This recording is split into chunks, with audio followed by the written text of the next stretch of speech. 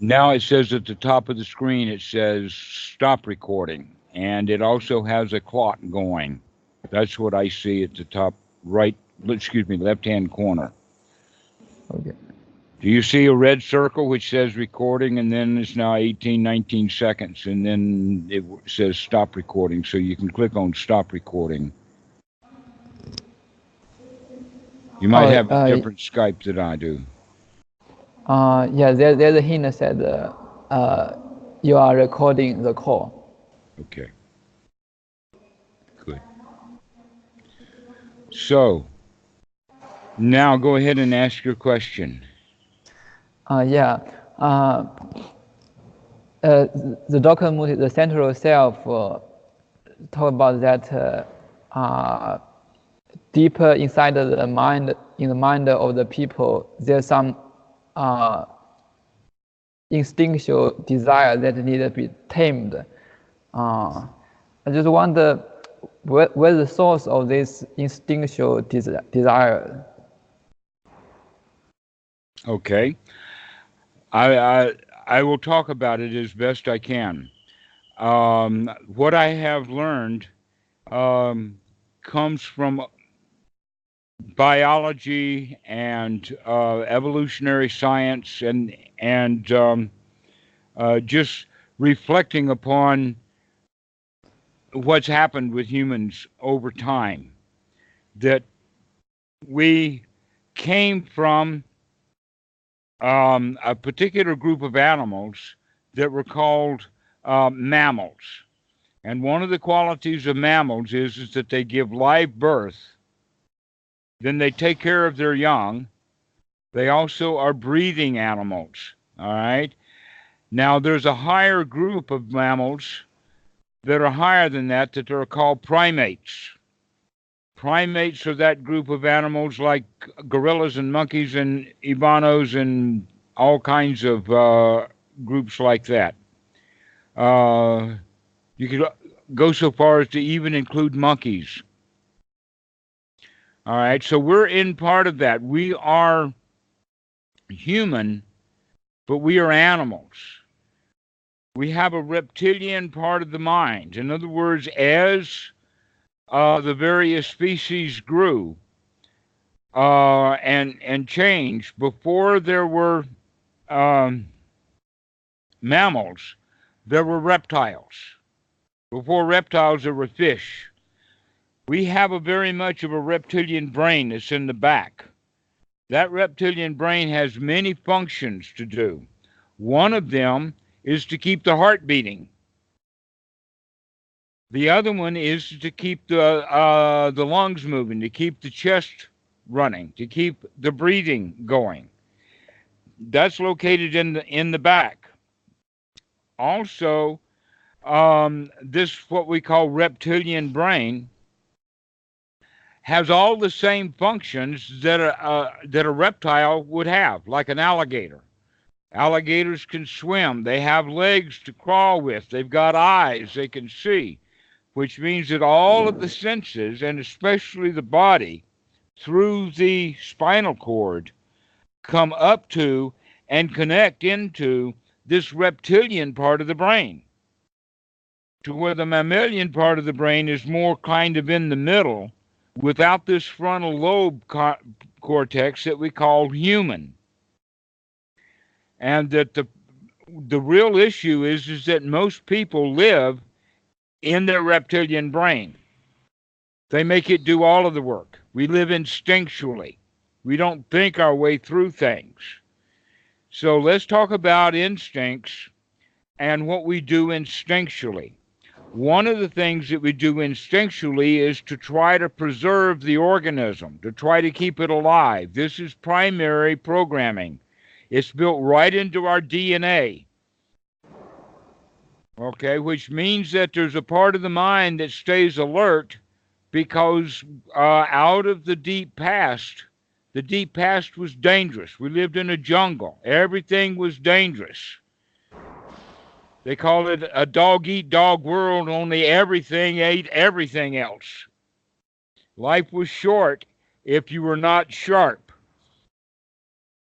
So, that means that out of our past comes this preservation instinct that is primarily motivated with fear. All right? The fear of death. That's the primary motivator. All right, but there's some secondary motivators. One of them is that eventually humans learned to make tools. In fact, primates have tools. Monkeys know how to use primitive tools. But the humans were the one who made tools and then kept them, because we had the hand to hold on to it once we made it. We know, for instance, that sea otters will get a shell out of the ocean and come and try to break it open on a rock. That shows that tool making is very primitive, goes way back. But when humans started to do it, we would take a rock to break a bone open to get the marrow out. Eventually, we tied a stick to that rock, and now we've got an axe. Okay? So now we start to be becoming tool keepers. This is what we mean by the second one, the procreation instinct. The first instinct is self-preservation instinct. The second primary instinct is the instinct that winds up us making tools. And that's also where we become materialistic. When we think we got to have this and we got to have that, I'll just die without my computer. It's our attachments to our clothing. It's our attachments to our housing. It's our attachments to our food. All kinds of things that we use to keep ourselves alive. This is what we call sensual desire. And that Bhikkhu Buddhadasa used the word materialism, that we become materialistic in the sense of we always want more than what we actually need, that we're not satisfied with just enough. Adequate is not enough. We want more and more and more and more and more. That is this procreation instinct. Now, a lot of people in the West have the idea that it's only sex, that it's sexual pleasures that are looked for rather than merely sensual pleasures. Sensuals have to do with objects, holding, materialism in general. But there is a cartoon that I would like to describe to you. It's a photo or a picture or a drawing of a caveman with a big bear skin as a clothing, and he's carrying a very, very big stick, a club, in one hand. In the other hand, he has a handful of hair as he's dragging a woman into the cave. He's walking into the cave, driving her behind with the idea that he's already hit her with the club and knocked her out. So now she's unconscious and she's being dragged into the cave. Now, here's the issue about that. Most people, when they see it, they think of this is because of sexuality. But it's not. It's about power. It's about that club. It's about taking power over someone so that you can get what you want from them. This is the procreation instinct, and sexuality is just a part of it. But it's an instinct that we want to get things. We want to own things. We want to control things. We want to have things. That in fact, we many times will even go so far as to make our identity out of the things that we own. That some people dress in a certain way because that makes them, or that gives them an identity of who they are because they have a certain kind of clothing on. Okay, so this is what we mean by the second instinct. The third instinct is normally considered the nesting instinct. Now, the nesting instinct means that way long ago, primitive animals started for protection reasons to herd together, to nest, to get very close together among each other, especially at night. That gives rise then to things like the wolves sleep together in a wolf's den, that monkeys will climb a tree and they'll make a huge nest out of leaves and twigs and things, and then they'll all, or many of them, will sleep in that nest. Okay? If we're going to sleep together for protection at night, we have to have some cooperation.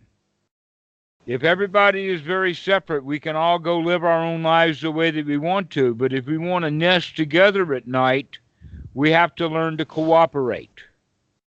This is the very beginning at the instinctual level of our adherence to rules, because if we don't do what we're told, we'll get thrown out of the nest, and being out of the nest is dangerous at night. So that's why it's become instinctual, because this was happening before us being even humans. This was something monkeys and wolves and all of the primates had to deal with. That there's a certain order, a certain way that things are done, and if someone is not willing to do things correctly, he'll get thrown out of the nest. Now, we see that very commonly now in America when you'll see a young girl who wants to go out at night. It's the middle of the week, and she has to do schoolwork. And Daddy says, no, you can't go out tonight. And the daughter says, yes, I will. I'll go out if I want to. And the man says then, this is my house. You must do as I say, or you will have to leave my house. So you see, that's it. That's a complete expression of this instinctual nature, that the relationship between the father and son is based, or father and daughter here, is based upon a set of rules. And the rules is, this is Daddy's house. You have to do what Daddy says. This is the source of this stuff that we call sila bhata paramasa, or that we become mentally attached to rites, rules, rituals, procedures to do things in a certain way. And when that gets really, really strong, then we become conservative, so that we find that we don't want to change anything. A real clear example of that is in the United States right now. Many Christian churches are dying or have already died. And that the people know what to do, but they don't want to. They want to continue to do what they have been doing, because of that tightness or that adherence to the rules. We have done Christianity like that for 50 years, and it's always worked. We're going to continue to do Christianity that way now, even though it's dying as a result of our actions. Before, our actions were actually beneficial. Now they're detrimental, but we're going to continue to do the same things because we have gotten stuck in our ways, you see. This is kind of the worst aspect of sila bhata paramasa, is when people actually see that what they're doing is not correct and they refuse to change and do it anyway. Okay, now the next one, the fourth one, and the last one in the sequence is what's called the territorial instinct. Now, I've got dogs here in the yard, and I see them do that territorial instinct. They know exactly where the boundaries are. They know who to bark at and all of that kind of stuff. They've got that idea of territorial stuff nailed. They know where their territory is. Humans do the same thing, except that humans, because we do have a frontal cortex, we do have an expansion. And in fact, humans have spread all over the world. And it's hard sometimes to define our physical territories. One of the ways of defining our physical territory is my house. But after that, when I'm out on the street, it's very difficult to understand what territory is all about. But what has happened is that people have made a change so that the territorial instinct is manifesting itself through our belief systems.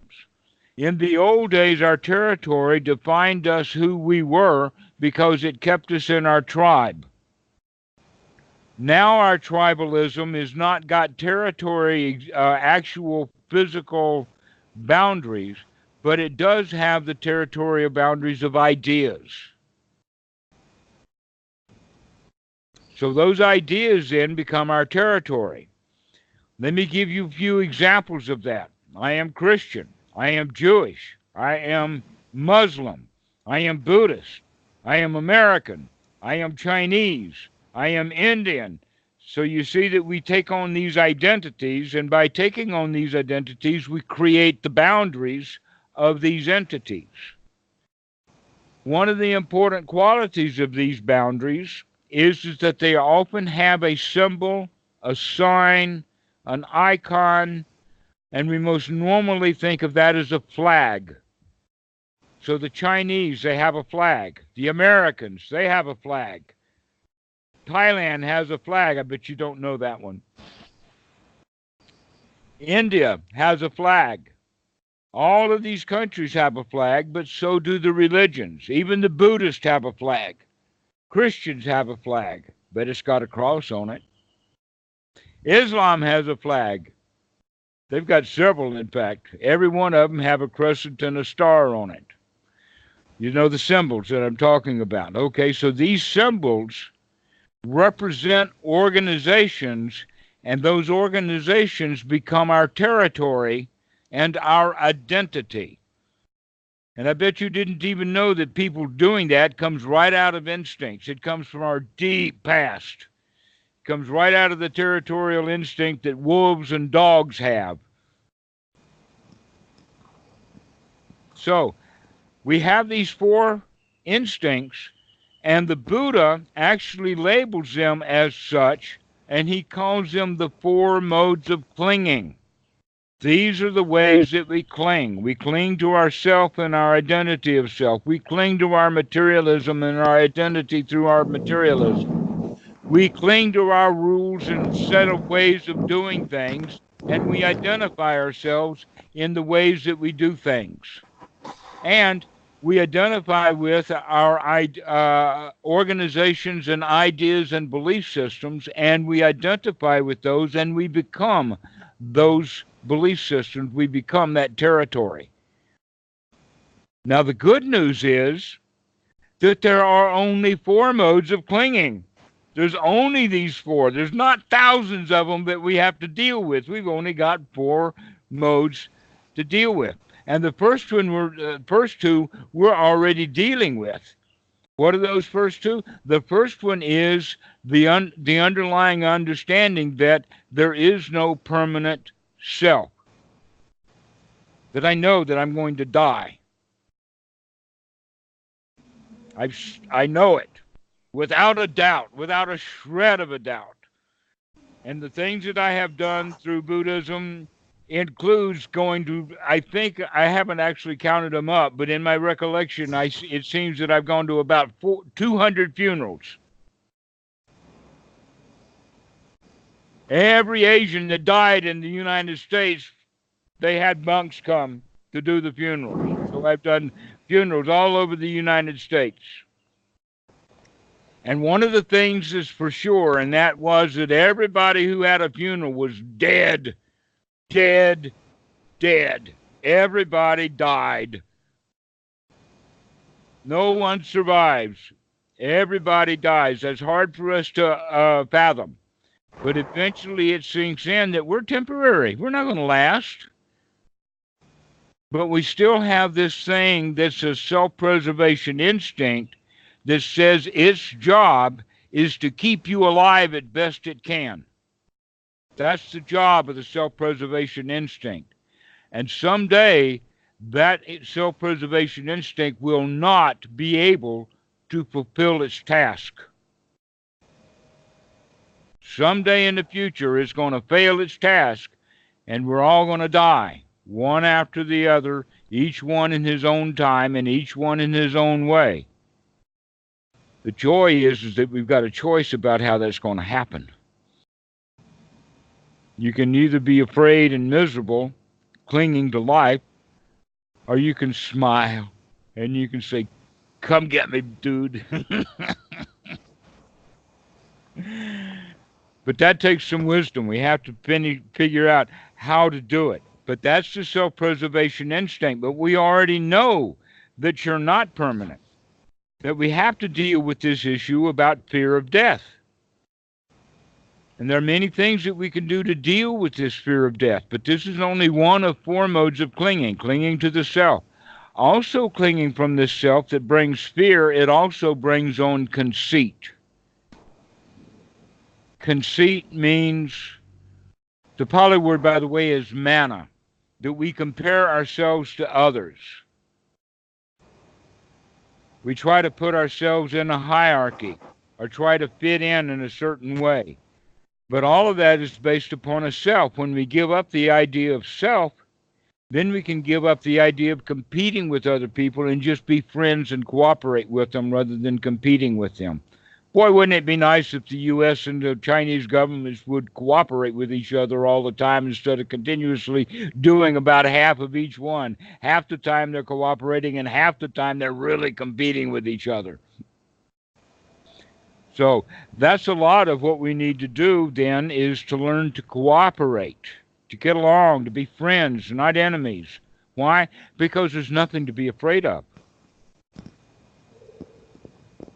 So the next one is about materialism. Become less materialistic. To have just what we need, and that's all we need. The rest of the time is good. We don't have to work so hard. Work easy. Take life easy, because all we need is just a minimal amount, that we don't have to have a lot. And then the next one is to be free from all the lies and rules and rituals that you've been told. That's the nest, is the nesting instinct, so that we can live our lives happily and at peace without being subject to a lot of unnecessary rules that we give ourselves, that we find peace and freedom from the rules. That's one of the most important qualities of freedom, is to be free from all of the rules that we were told to do, freedom from all the lies that we were told. And so the last one then, which is quite interesting, the Buddha says, is to drop the banner. Now, in this regard, we talk about a banner is the same thing as the flag. Now, banners were used in ancient times, especially like the Romans used a banner, so that the generals could tell the difference between which group was which, that each division, each centurion had his own banner, so that they could identify who was what. And the Buddha is talking about that we should put down these banners, which means we put down and do not identify with organizations. So I don't identify as an American. The best I can say is, yeah, there's an American passport around here someplace, but I'm not American. I'm human. And so we start to drop our identifications. We start dropping our affiliations with political parties. And we start living our lives free from identities with other groups. Now, here's the thing that's really interesting, especially in American politics. If anybody is associated or attached to a particular political party, then at the time of the elections are always very complicated. Many, many different people getting elected to many, many different offices of whatever. So if you're identifying with a particular party, every election is going to be high and low. It's going to have wins and losses, which is going to take the mind of every adherent to that party and is going to make some mix up. They're going to be high and low and high and low, and they wind up low.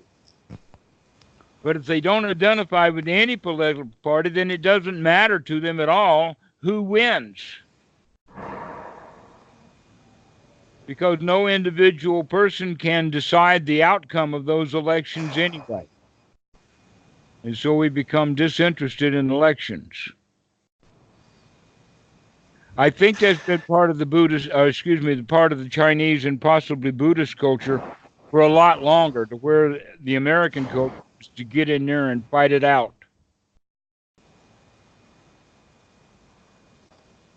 So Asian people are naturally more inclined to go for the Buddha because it's deeply buried into the into the Chinese culture anyway. That Buddhism has been there in big time in the 12th century. It was also very strong in the 5th century, and it looks like the Chinese had been going to the area where the Buddha was and picking up stuff and bringing it back as early as 300 BC. So the teachings of the Buddha have been in China for a long, long time, and I'm glad to hear that some of that stuff is still there for the system that China has. So I think that you'll be able to get rid of these four modes of clinging quite easily. I'm not sure about that. I mean, as far as I can understand, there seem to be some biological limitation, as you just said. You said that the kind of different instincts. It seems to be wired with the human body. Yes, but let's be careful about the word wired, because that gives the impression that things are too fixed, that we can't do anything about it. But that's not the case. Basically, what's going on is that we give too much power and control over the reptilian brain and not use enough of the frontal cortex. That you are, in fact, human, and when you remember to act human, you will be taking over the reptilian brain. Clear and first example. They have now done MRIs and functional MRIs and other things to realize that when people are breathing consciously, when they're thinking about their breath, when they're controlling the breath, then it's no longer controlled by the back areas that it is when we're not thinking about it. But in fact, the frontal cortex, this part of the brain right up here, starts to fire. It starts to become alive. It starts to wake up, starts to function. That's quite amazing that the brain actually makes a change that can be recorded by instrumentation simply by watching the breath. And by watching the breath, we're taking over. We're taking control. At that one point in time, we're taking control away from the anterior cortex and bringing it up consciously under control. Normally what happens is old habits and the way that we've been feeling for many, many long times is that we feel bad through the feelings that are associated with the reptilian brain. When we think consciously, then we can choose how we're going to feel. So you can choose to feel good. You can choose to feel happy. So in this regard, what we're doing is that we're activating the actual human part of the brain and taking control and power away from the reptilian part of the brain that has the old programming that comes from so long ago. In that regard, we can begin slowly to change that old programming, that is really more software than it is hardwiring. That software program came through our DNA, but it still can have some code change. We can change some of that code. Then, in fact, the new research shows that people add neurons well even into their 90s. Years ago, they thought that, after kids are 5 years old, the brain is fully developed and it doesn't grow anymore. And they figured out that was wrong. And so their next stopping point was, young adults. Once you become fully adult, the brain will start growing, the same will be the same. And to now they're figuring out that's not true at all, that the brain keeps growing, keeps changing, keeps adding new neurons all throughout life. It begins to slow down some, but it never stops. Yeah, today I just read this kind of new. I know the concept of neuroplasticity several years ago, but today I read new. It said that now there's solid evidence that adult neuron keeps growing. New neuron keeps growing. Okay, so you already knew that we were not hardwired. That hardwired, it's a myth. And here's the real damage of that myth that we are hardwired. In fact, religions in general rely upon that myth that we are hardwired. Christianity says, all have sinned and come short of the glory of God, and that you need Jesus as your Savior. You cannot save yourself. Well, what that means is that you cannot grow. You cannot change. You need a Savior. You are a victim, and you will remain a victim forever. And you need help from Jesus, okay? That's where that's coming from. That's the mentality of the brain is hardwired. But when we understand that it's flexible, when we understand that it changes, that new synapses grow, new neurons grow, in that regard, then we can say, I can. If the brain changes, so can I. I can come out of my suffering, and if I'm going to grow new synapses, if I'm going to grow neurons, I'm going to grow happy neurons. Not unhappy neurons. Let the unhappy neurons die. Let's have some happy neurons to grow in. So that's the way. It's the attitude. To recognize that you can change, that you can get over this, that you can be successful.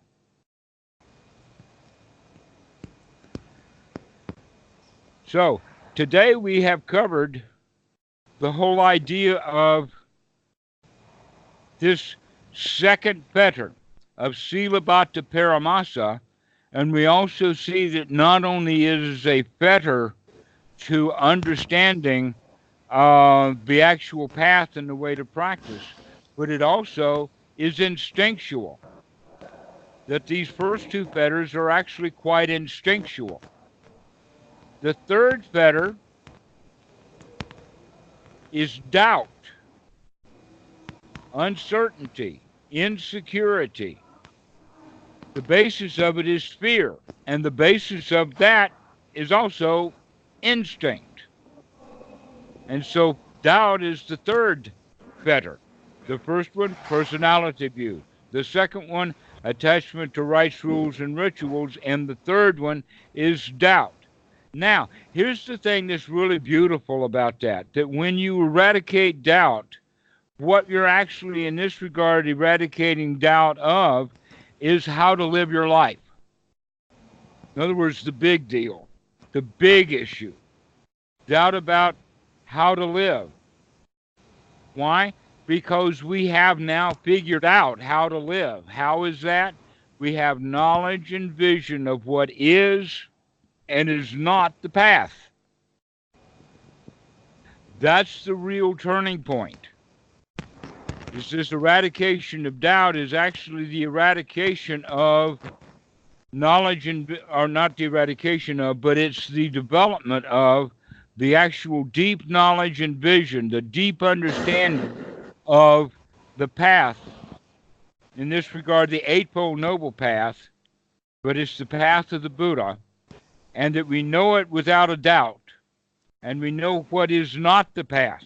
And in fact, we've just been there of what is not the path is doubt, and mostly Silabhata Paramasa, because we had been confused. We thought that if I followed the rules or did the right thing, then I would have salvation. Now we come to understand, oh no, there is no rules, there's no procedures, there's no stories that we can tell that is going to get us there. All the work has to be done inside the mind in the sense of this Eightfold Noble Path. We have to tread the path. That's what's going to do it for us. Most specifically, the right view, right mindfulness, right effort, and right attitude that we've been talking about. Those are the path factors that actually will, when practiced and developed as skills, bring one to the end of suffering. But no else systems that I know of. Not the system of the American government, not the system of the Christians, not the Muslim systems, not the Chinese government system, nothing. None of those will work quite as well as this system of the Buddha of purifying the mind. When we come to that point, that will be the full eradication of doubt, that third fetter. Now, when we get to that point, we now understand there's only one rule left, and that is suffering and no suffering. We become dedicated to the eradication of suffering. And that dedication, that determination, that strong will to be free from suffering, that's what makes the path possible. And that's also why we become so delighted. We become delighted in the path because that determination to walk the path has made the mind strong, very strong. We have the strength of one who has right view. So this is the way that the path works. And in the process, over time, we start shedding more and more of these instinctual behaviors, and we live more and more in conscious human awareness. So we can talk about it like this.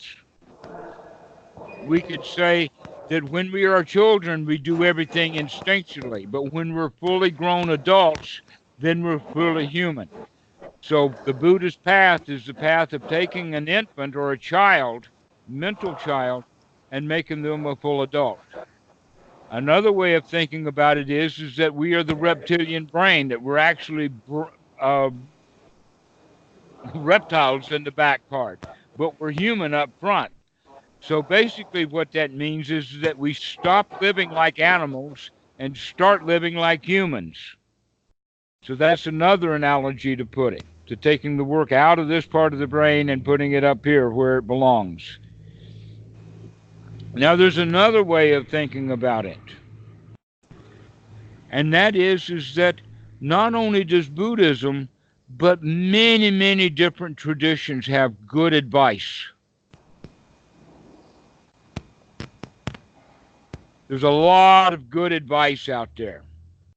But the problem is that people cannot remember to apply the good advice right at that time when they need it most.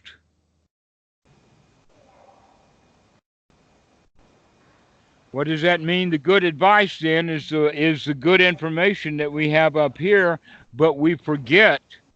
Having no sati, we forget, and therefore, instead of doing the good advice that we have, we'll follow the old program instead.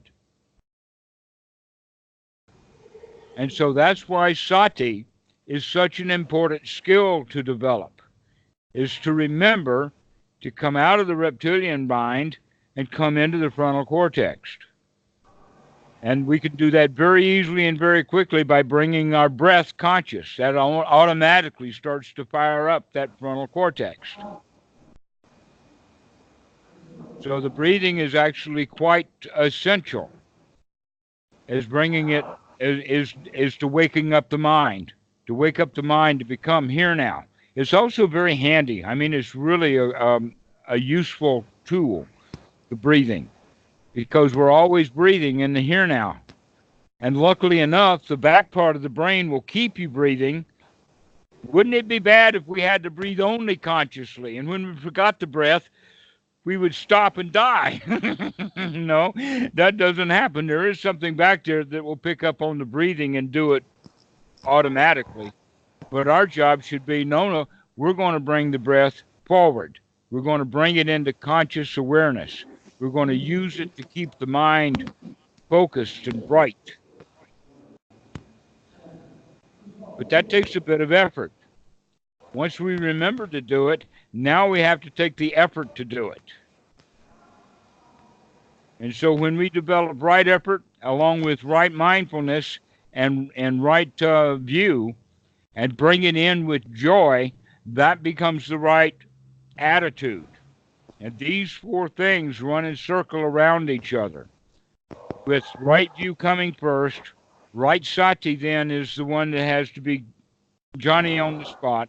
Right view is the overall arching understanding, and for example, is the understanding that watching the breath is better than letting the mind wander. So that's the first right view that we have. So with that right view, we can say, okay, when the mind wanders away from the breath, we're going to take the effort that it takes and bring it back to the breath. And by bringing it back to the breath, now we can become human again. So we do this with joy.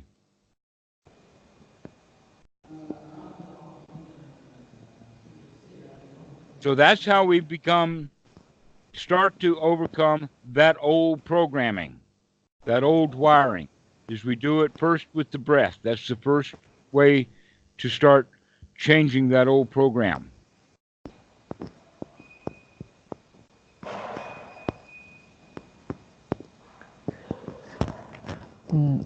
Um, these instinctual desires seem to be related with the sense of self, but intellectually, I don't know how these two things are connected. Desire? Yeah, Is the that the word? instinctual desire and the sense of self. Well, I tell you what, that's a little complicated. We need to talk again about the five khandhas. Or have we even talked about the five khandhas yet? With you teach me the week before last week the concept of five aggregates. Yes, the five aggregates, the five khandhas, exactly. Yeah. That they are not self. These are deep parts of the mind. Consciousness itself is not the self. But here's what happens is that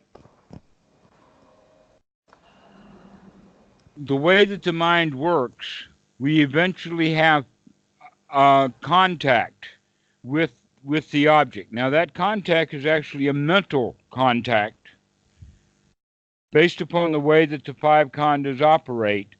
Once we perceive something or we understand it or label it, then that thing then can contact us. And if the way that it contacts us, by the way, is through the sense, in the beginning through the senses. So it comes into the eyes, through the ears, or whatever like that. That's the beginning. That's how we relate to the world, is through our senses. But how we react to the world is through our feelings. So how does that happen that we have these feelings occur?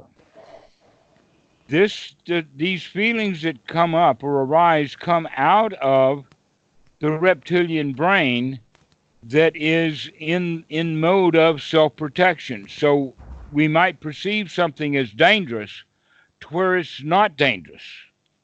We make a mistake. We think that there's fear there when there's no fear, or there's nothing to fear. There's no source of the fear on the outside world, but the reptilian brain still is doing its job by making us fearful. So that fear then comes up in the form of a feeling. And the feeling normally is either I like it or I don't like it, or that I want something. And so that's where this connection is. The connection is mainly due to a mistake because the old reptilian brain was developed in primitive times and was not ever suited for modern society. That we need a modern human brain up front to manage a modern society. And when we allow the reptilian brain to function and do the job, then that's when it makes a lot of mistakes because it's got a very primitive program and sees danger when there is no danger.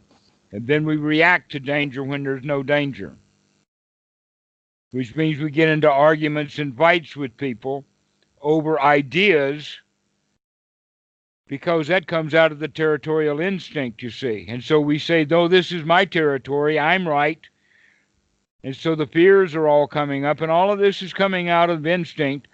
If we would use our frontal part of the brain and think about it, we'd recognize there's nothing to fear. Yes, this guy disagrees with me, but we can have fun and enjoy each other. We don't have to get into a fight because we disagree.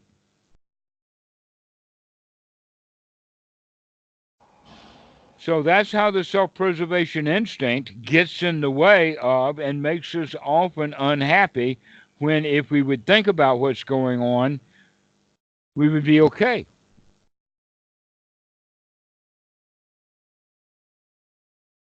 Does that answer your question? Yeah, I can. It makes a bit more sense to me. Okay, I understand in this way.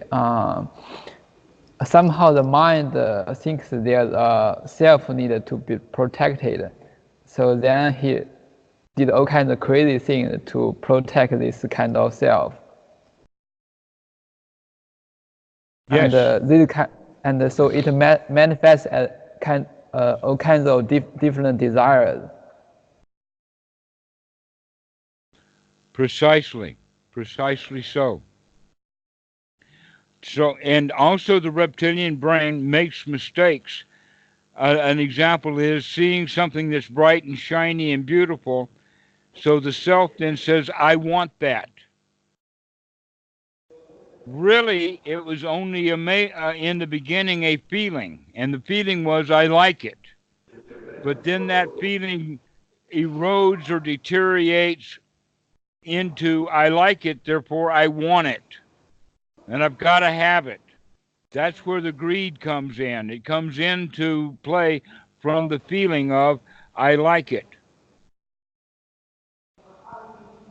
And so this is why the ignorance or operating on the instinctual level from the back part of the brain is so dangerous.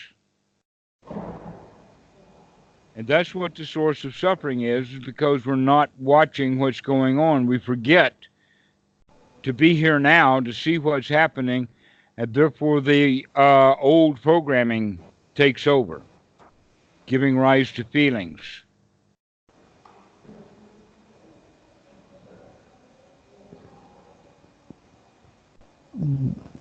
Oh, but it's hard to explain another kind of desire, like the sexual desire. I mean, if this self wanted to protect itself, I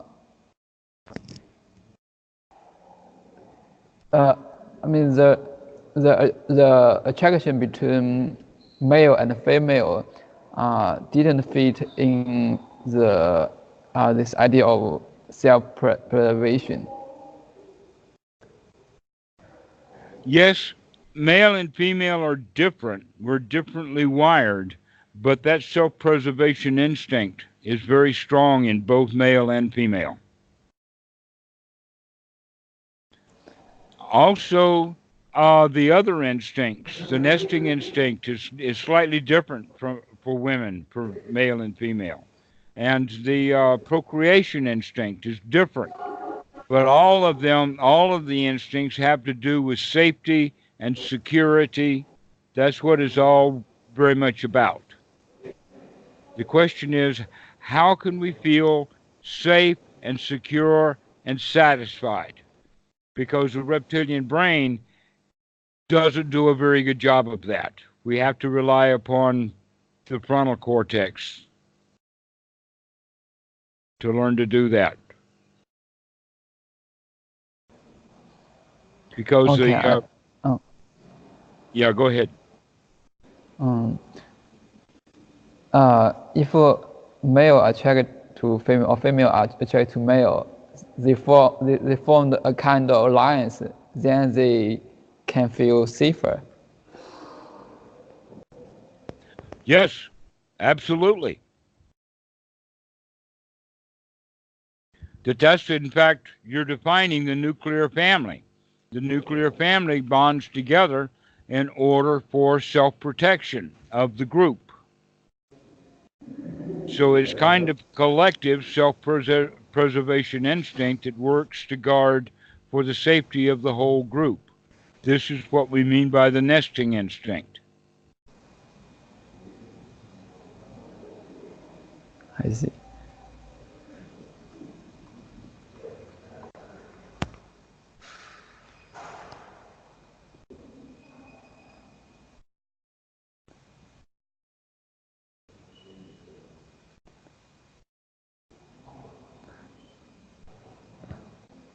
Are you So, there? Go ahead. yeah. I, um,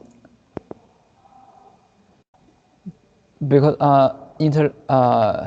as far as I can understand intellectually, to real cease to these instinctual desires, I need to observe how this sense of self arises and disappears.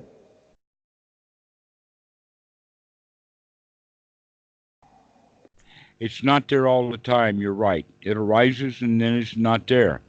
And it's arising and then it disappears. But when it's there, we kind of think it's there all the time. And when it's not there, we're not noticing. And so we begin to gain the delusion that it's there all the time, where it only arises because of the occasion. That's really hard for us to understand, that things stop and we don't notice they stop. But when they start up again, then we notice and we think that it's been there all along, when in fact it was not.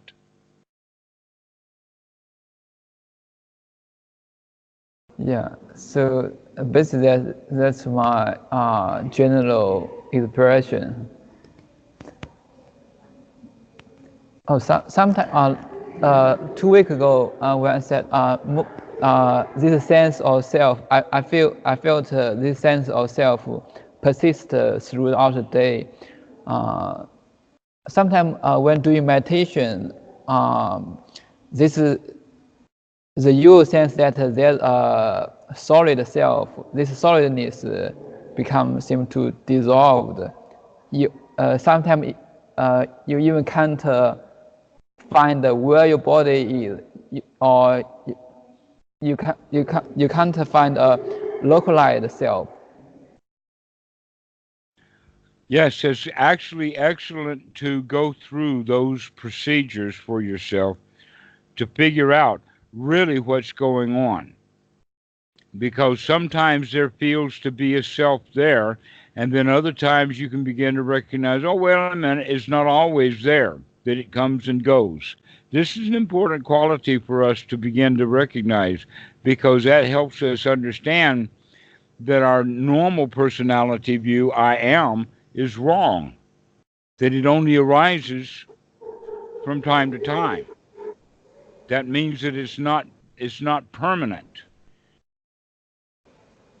The same, by the way, is true about consciousness.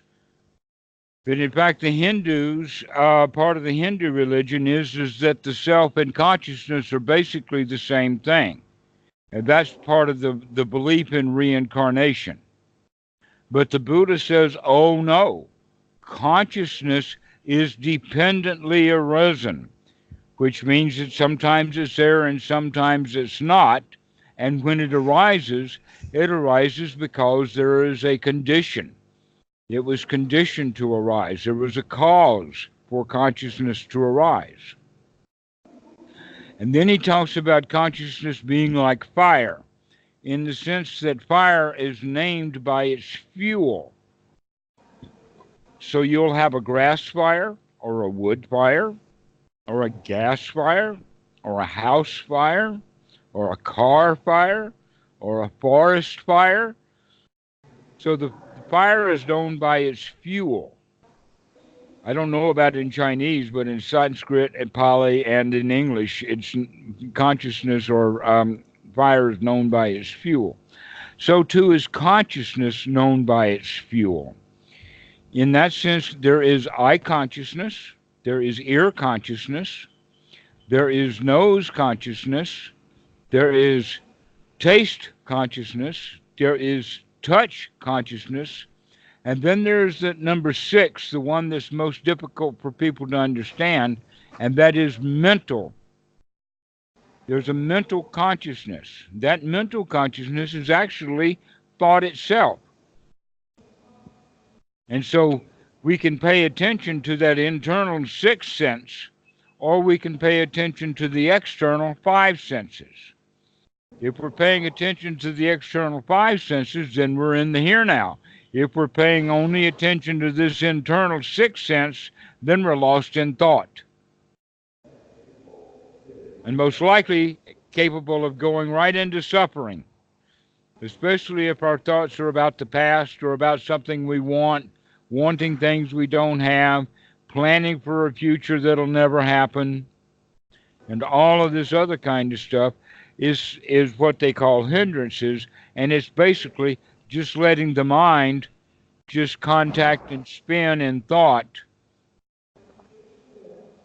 to where a much better way of living our lives is to live in this present moment, to be here now, to not get caught in that old mill of thought process, especially since we recognize that it's driven by instinct.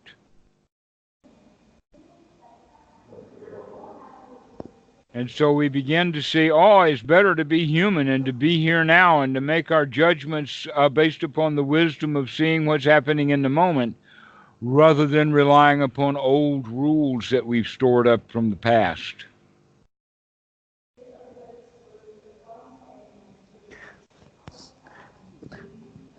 So you just said the self is dependent reason. So is in any way to observe this process in higher resolution? Actually, yes. And the high resolution is going to be your mind watching the process, watching it over and over and over again. In the beginnings, we only get glimpses of it, but as we focus in on it and see it several times over and over again, we begin to figure out what's going on. We begin to, in fact, hone in on it, or develop the skills so that we can catch up with it, because things happen in the mind really fast. And so that's how you do it, by becoming dedicated to, I'm going to figure out what this stuff is. I'm going to watch really closely. And then we pay close attention to how the mind works. Now, how the mind works, or the map of how the mind works, we call that Paticca Samuppada, Paticca Samuppada is the Thai word, and Paticca Samuppada is the Indian way. And what that word means, Paticca Samuppada, the word upada, it has to do with results. So Sam is like true results, Samuppada, and that the word Paticca means is that something started it, something kicked it off. So Paticca Samuppada, another Pali word, is Idiapapajayata, and Idiapapajayata is kind of like the law of cause and effect in general, that the whole world operates from causality, that this causes that, and it happens very, very quickly, and sometimes it's very complex sometimes. That in fact, the here now is an extremely complex operation of cause effects happening all the time. The wind blows because of causes. It blows exactly the way it blows because of various causes. Could be the way that the house is shaped and all kinds of other stuff. But the causality is very complicated. Now, Paticca Samuppada is a very precise way of looking at that, in the sense of the step-by-step procedures that happen in the mind that bring us from the actual seeing of an object or the actual consciousness of an object all the way through where does suffering come from and all the various parts of the mind across that. Now, I'll give you the list now. From consciousness comes perception. From perception, which in the Pali is called Namarupa, there comes an internal object. That internal object, called a Salayatana, is a representation of our understanding or realization of what's happening.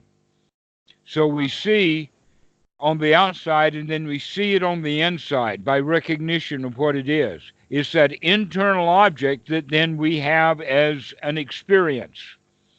That experience is what in Pali is called pasa or contact. It touches us. We experience it, okay? So that experience of the object is not an experience of the outside object, it's the experience of the object we've already created inside the mind. So it's not exactly correct. So we're already going downhill and making mistakes about it. Our perception is also based upon memory. And so we have to understand that our internal representation of reality, not so wonderful. But you see, that's all the reptilian mind has. That's all it's got, is perception and memory coming up with an internal understanding or a realization. In fact, that's a funny word in English, the word realization, because nobody actually realizes anything in the mind. What we do is we mentalize. We mentalize what is real. We don't realize what is real. It's already realized all by itself. It's real. It's realized. What we do inside the mind is we mentalize it. We bring it in and make it a mental object. And then that mental object is experienced. And that experience is the pasa. And from that experience, we have feelings. Once we have feelings, if those feelings are wise feelings, which means we're attuned to them, they're part of our human experience, we're wise to them, we can make choices that are correct about these feelings. However, if we're not watching carefully, if we're not using the frontal cortex, if we let the reptilian brain continue the way that it normally does, then that feeling will modify through its own internal ignorance system into grasping and clinging. And the clinging, by the way, is back to these four modes of clinging, these four parts of instinct. So basically, if we're ignorant and not watching what the brain is doing, the mind, through our feelings and contact, will root us right back into this grasping and clinging, or clinging to these instincts. So we're back into animal mode now. That's what's subject to suffering. That animal mode is self. It is the selfishness. It is the thought and the experience, I am. Where intellectually, with the frontal cortex, we say that no, the self is not permanent. It's only temporary. It only thinks I am when it's thinking I am. Because these four modes of clinging have the instinctual system all fired up. That's what suffers, is this self that is created through this clinging. Now, that's the shorthand version of it. Next time we'll go into it in much deeper detail, okay? Okay. So okay. Today you give, do you understand? Me the whole picture. Yes. So let's go in short again. In short, we see something with consciousness, with the eye. We then take that object and internalize it. Nama Rupa, which means that we take it as an object that's real on the outside, the Rupa, and we give a name to it. We process it. We figure out what it is. We realize it or mentalize it. Then we have the experience of that which we have internalized and recognized. Once we have the experience of it, now we have feelings. And we're all, by this time, fully into instinctual mode because the feelings come out of instinct. So now that we're instinctual and we're not wise to these feelings, now the wanting, or actually the liking, becomes wanting. The not liking becomes wanting to get rid of. The unsureness turns into fear. All of these are instinctual reactions to what we saw, the experience that we had. And it all happened on the inside of the mind. Once we have this reptilian brain, this instinctual system now in operation, it goes from I like it, I want it, I got to have it. Or the other one is I don't like it, I want to be free from it, let me kill it. And always that's that kind of clinging then is the self. Now we're fully into intellectual mode, and the self-preservation instinct is now in charge, and that's what gives rise to the self, is that instinctual part of the brain. And when it's in operation, it thinks, here I am, as if you've always been there. Where in fact, no, long time not there. It comes and goes, but when it's there, we think there it is. Now, the other thing that's really amazing is that this self that's created at this particular point of time that gives the self-preservation instinct and the other instincts full control means that now things are very dangerous. Suffering is just around the corner. If I like it and I want it, if it's taken away from me, now I'm going to feel bad. If I hate it and I kill it, then somebody comes and tries to retaliate, now I feel bad.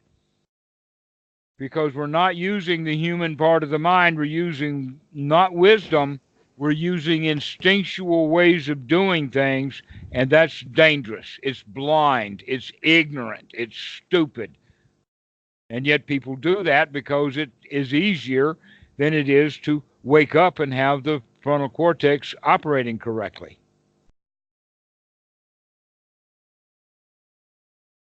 Consciousness, Yeah. perception, realization, experience, feelings, grasping, clinging, creation of the self, and suffering.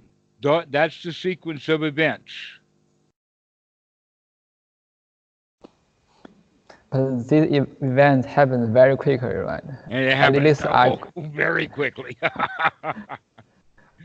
Nothing is as fast as the mind, O monks. I have no. This is a quote from the Buddha, a favorite sutta. Nothing is as fast as the mind, O monks. The mind is so fast that I don't even have one analogy for how fast the mind is. That's a quote from the Buddha. So yes, this stuff happens sometimes really fast. But by knowing this sequence is there, you can begin to start picking out and saying, oh, I see that one. Oh, I see that one too. Now I'm beginning to see it as a sequence. Now I'm beginning to see these things light up. And I can watch it. And I can actually see how the mind works. But it takes a while. It takes an investigation. It takes more than just memorizing a map. It takes that map and applying that map to what's actually happening in the mind over and over and over and over and over again so that we begin to really see what's going on in there. That's the way of practice. And once you do, then you really know how the mind works. And by doing so, you give up all hope of having an idea that there's a permanent self because now you've recognized it as only an instinctual quality. It's not real. Yeah. See, in daily life, the only opportunity that I can observe this this kind of process is there's emergency. For example, if I'm going to trip myself off, or some car or bicycle is going to hit me, then I will see first there's kind of instinctual reaction. Then after I feel I was safe, then the kind of mental thoughts or judgments about this kind of event, then I can see this self emerge out. Good. Good. Keep watching for that. You'll see it more and more. Now that I've given you the assignment, watch for that stuff. You'll begin to see it. You see, if I hadn't never mentioned this, then you wouldn't even know what to look for. But now I've given you the clues of go look for this, go look for that. Yeah. Go look for the feelings. Go see if you can see these feelings that arise in the sense of I like it, I don't like it. Would you recommend practice that may feel like just I know there's some practice in the master core teaching of the Buddha by Danny Ugram.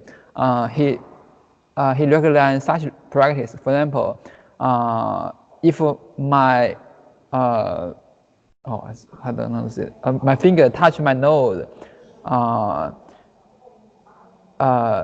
If we think about this kind of feeling from the perceptive or neural science, I mean one signal just transferred from nose to the brain, and another signal transferred from the finger then to the arm. Then, yes. So this, although I feel that they happen simultaneously, but in reality, they should have happened at a different time. So he recommends this kind of practice that if you can pick out two different signals.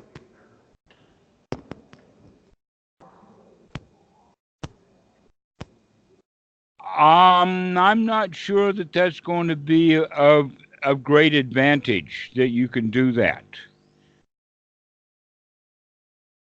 I'm not sure that that's going to have any particular advantage. And the reason for that is because, yes, the signals from the nose will reach the anterior cortex before it does from the finger, but these things are going not quite at the speed of light, but it is going very fast.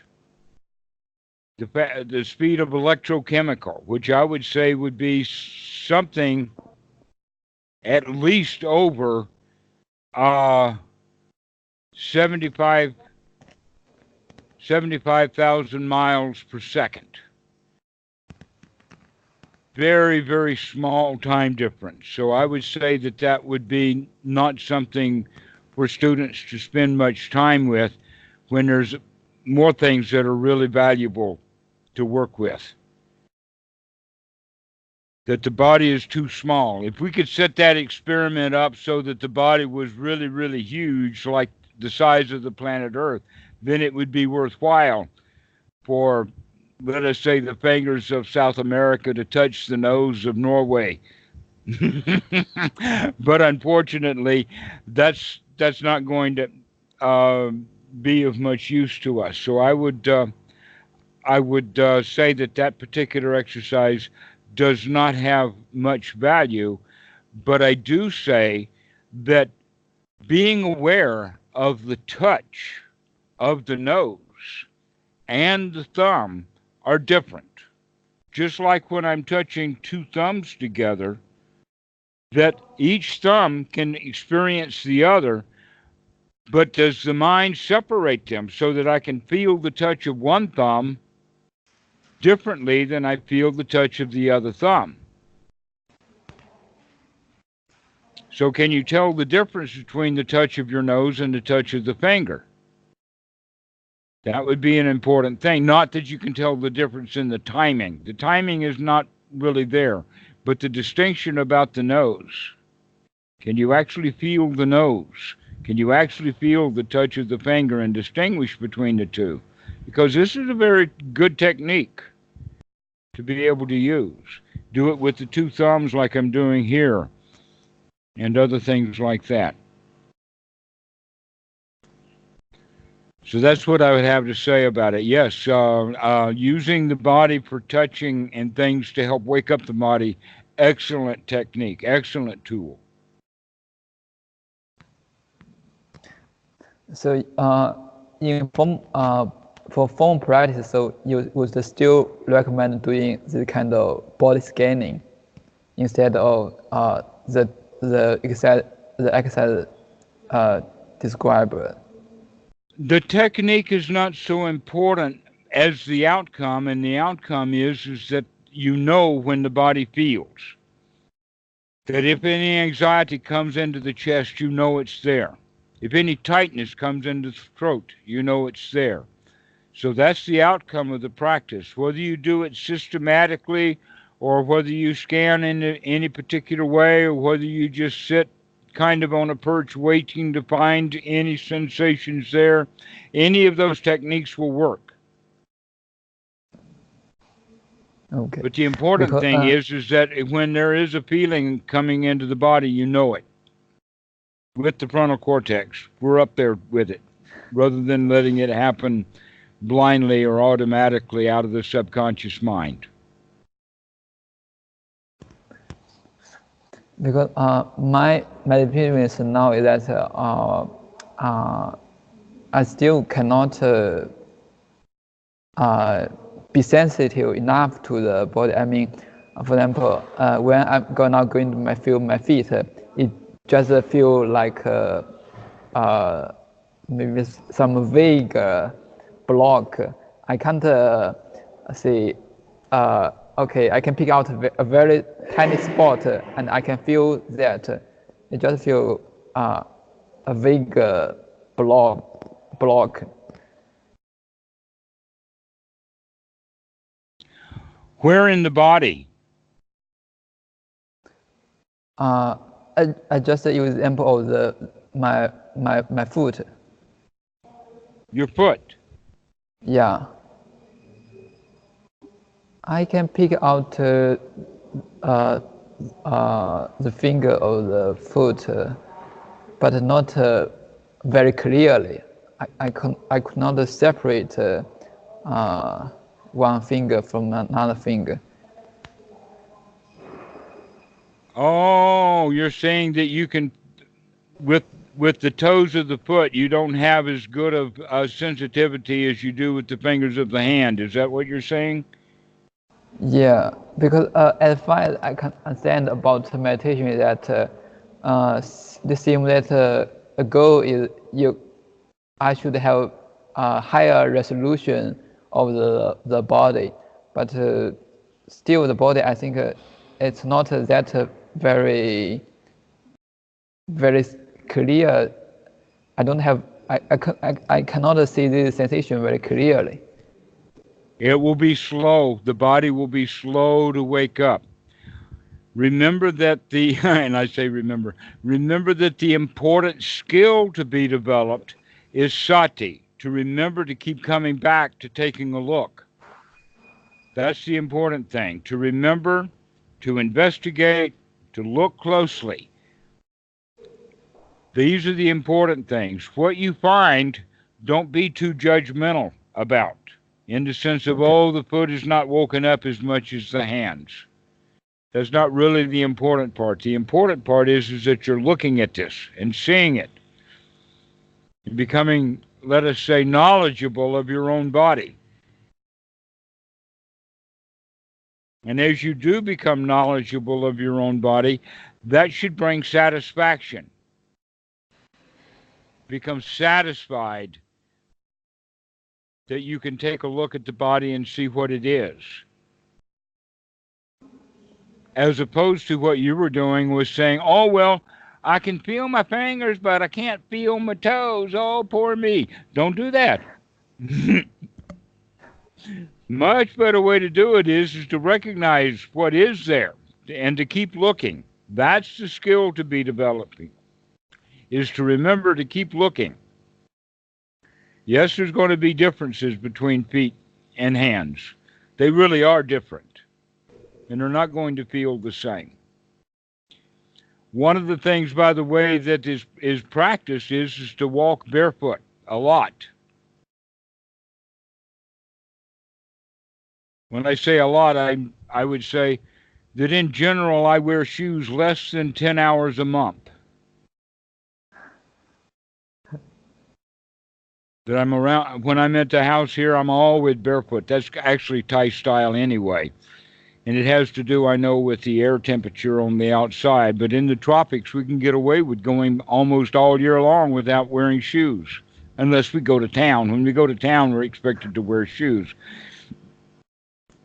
Got to put on a shirt too when I go to town, but I don't go to town very often, so I don't have to wear shoes, don't have to wear shirt. Just stay kind of natural. By being barefoot, we begin then to wake up the feet. You see, we've been keeping them in shoes for so long, and so they just got the idea, the feet did, that they've got nothing to do except just lay here in these shoes. That's my job now. But if you take the shoes off, now the feet have freedom to figure out what their life really is. Yeah. I also practice walking meditation daily. Yeah, I just walked with my shoes on. Actually, I didn't feel very kind of new rich sensation at the foot. Maybe I can try practice with barefoot. Oh, yes. 1 month or 2 months later. Yes, yes. Practice walking meditation barefoot. That's the only way to practice. Also, play with your toes in the sense of learning to spread them out. Learn to separate the toes, like I'm doing with my hand now, as opposed to the toes are almost always like this inside of a shoe. So when you spread the toes out, that means that the front part of the foot actually grows. It grows bigger. And then you can feel each individual toe. But while they're living in shoes, it's really hard. So I would strongly recommend spend as much time as you can barefoot.